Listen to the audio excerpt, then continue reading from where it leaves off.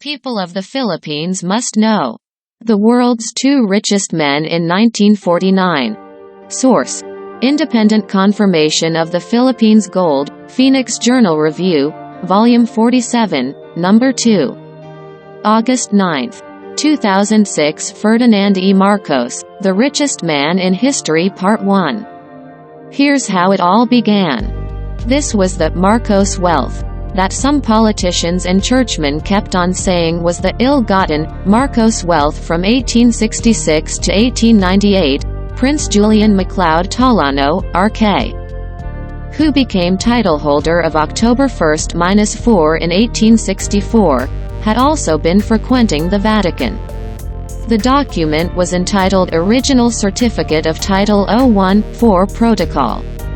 The number 01 refers to the one nation, known in pre-Hispanic times as Maharlika.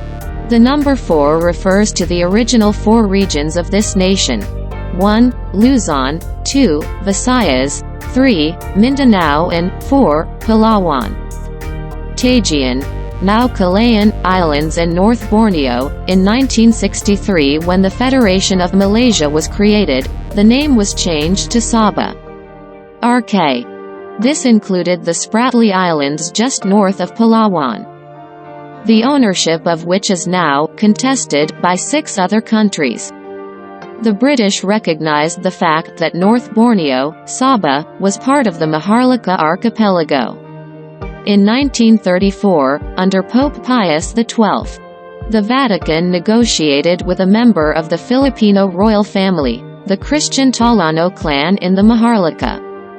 An agreement was reached that 640,000 metric tons of the Tolano gold would be lent to the Pope.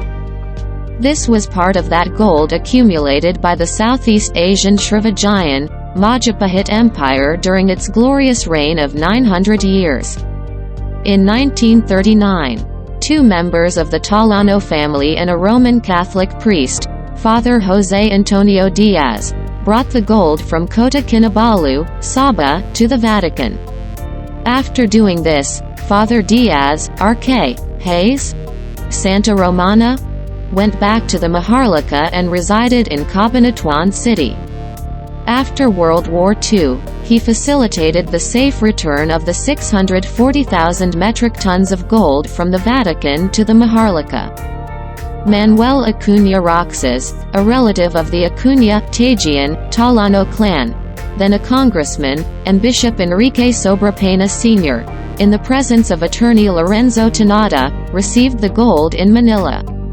RK. There is good reason to believe, even from further along in this account, that the young attorney Ferdinand E Marcos was involved in the return of the gold. Certainly by all accounts we have seen it was Ferdinand Marcos and Diaz, Santa Romana who shared in the enormous 30% commission. That is 192,000 tons of gold worth around $4 trillion today, for handling this transaction. WHO can say this wealth was ill-gotten. A lease agreement was made between the Tolano clan and the Maharlika government.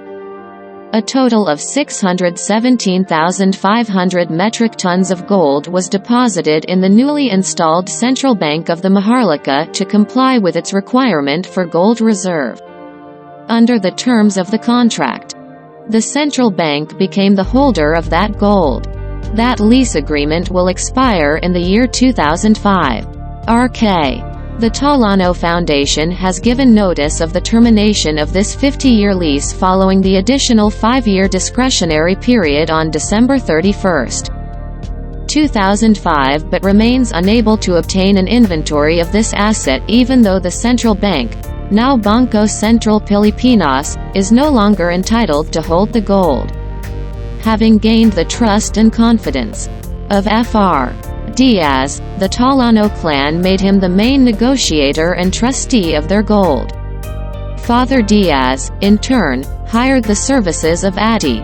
Ferdinand E Marcos, then a highly recommended brilliant young lawyer having attained notoriety when he successfully defended himself in the Nalundasan case in 1939. The Tolano clan paid commission to Fr. Diaz and Ati. Marcos in gold, 30% from the principal of 640,000 metric tons. In 1949, the two richest men in the world were Father José Antonio Diaz and Atti. Ferdinand E Marcos. Between the two of them they legitimately earned and owned 192,000 metric tons of gold. Ferdinand Marcos withdrew their share of the gold from the central bank and minted it, RPCB. Sometime later, Father Diaz and Marcos brought their gold to Switzerland, in the Swiss Bank Corporation in Zurich. The remaining 400,000 metric tons of Tolano gold is in the third-floor basement of the central bank minting plant in East Avenue, Quezon City. There are 950,000 metric tons of gold, declared missing in the International Court of Justice, picked up by Yamashita from its European ally, Hitler. Another 250,000 tons of the Japanese loot around Southeast Asia are, both now in the Maharlika. This country then became the holder of 1.6 million metric tons of gold bars. Some of the Yamashita gold buried in the Maharlika has been found. But the bulk of it is still buried to this day. And even now, thousands are secretly digging for it, including Japanese treasure hunters.